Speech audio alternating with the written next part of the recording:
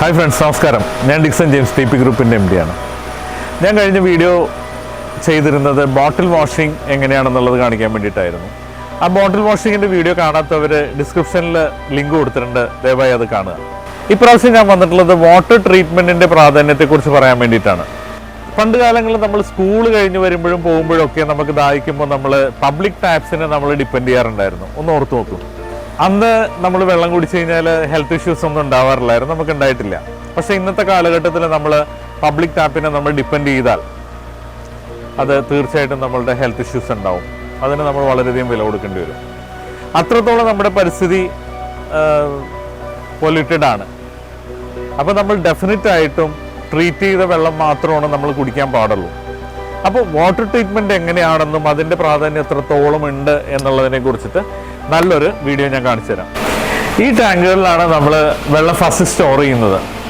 ഈ ടാങ്കുകളിൽ വെച്ചിട്ടാണ് chlorination start ചെയ്യുന്നത്. 24 hour ക്ലോറിനേഷൻ കൊടുത്തതിന് ശേഷമാണ് സാൻഡ് ഫിൽറ്ററിലേക്കും കാർബൺ ഫിൽറ്ററിലേക്കും പോകുന്നത്. ഇതാണ് ഫസ്റ്റ് സ്റ്റേജ്. ഇതാണ് നമ്മുടെ ഫിൽറ്ററിംഗ് റൂം. ഫസ്റ്റ് ക്ലോറിനേഷൻ കഴിഞ്ഞതിന് ശേഷം ഇത് സാൻഡ് ഫിൽറ്ററാണ്. ഈ സാൻഡ് ഫിൽറ്ററിൽ കയറി അതിനുശേഷമാണ് ആക്ടിവേറ്റഡ് കാർബണിൻ്റെ ഒരു ഫിൽറ്റർ ഉണ്ട്. ആ ആക്ടിവേറ്റഡ് കാർബണിൻ്റെ ഫിൽറ്ററിലേക്ക് പോകുന്നു. അതിനുശേഷമാണ് മൈക്രോൺ ഫിൽറ്റേഴ്സിലേക്ക് പോകുന്നത്. ഇത് 10 മൈക്രോൺ ആണ്, ഇത് 5 മൈക്രോൺ, ഇത് 1 മൈക്രോൺ. ഈ 3 ഫിൽട്രേഷൻ കഴിഞ്ഞതിന് ശേഷമാണ് ഇത് റിവേഴ്സ് ഓസ്മോസിസ് എന്ന് പറയുന്ന സിസ്റ്റത്തിലേക്ക് പോകുന്നത്. ആ സിസ്റ്റം കാണിക്കാം. ഇതാണ് RO സിസ്റ്റം, റിവേഴ്സ് ഓസ്മോസിസ് എന്ന് പറയും. ഈ സിസ്റ്റത്തിന്റെ ഉള്ളിലുള്ള മെംബ്രെയിൻ വളരെ ഫൈൻ മെംബ്രെയിൻസ് ആണ്. അപ്പൊ അതിലൂടെ കടന്നു പോകുമ്പോൾ ഒരു സോളിഡ് പാർട്ടിക്കിൾസ് ഉണ്ടാവില്ല.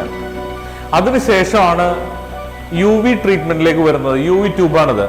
ഈ UV ട്യൂബിനുള്ളിലൂടെ വെള്ളം കടന്നു പോകുമ്പോൾ പൂർണ്ണമായിട്ടും അണുവിമുക്തമാവുകയാണ് ചെയ്യുന്നത്. അതിനുശേഷമാണ് ഫില്ലിങ്ങിലേക്ക് പോകുന്നത്.